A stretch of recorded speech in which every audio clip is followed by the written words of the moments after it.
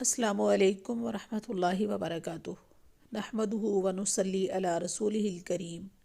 بسم اللہ الرحمن الرحیم۔ عرش سے فرش تک مقبولیت کیسے ملتی ہے؟ رسول اللہ صلی اللہ علیہ وسلم نے فرمایا، جو انسان مسلسل اللہ کو راضی کرنے پر لگا رہتا ہے تو پھر ایک وقت ایسا آتا ہے کہ اللہ تعالیٰ جبرائیل سے فرماتے ہیں، میرا فلاں بندہ مجھے راضی کرنے کے لیے کوشاں تھا اور اب اس پر میری رحمت ہو چکی ہے۔ یہ سن کر جبرائیل اعلان فرما دیتے ہیں کہ فلاں بندے پر رب کی رحمت ہو چکی ہے۔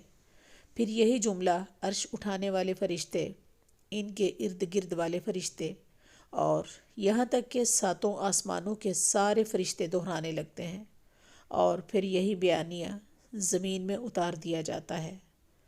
اللہ ہمیں بھی اپنے ایسے بندوں میں سے فرما لے، آمین ثم آمین۔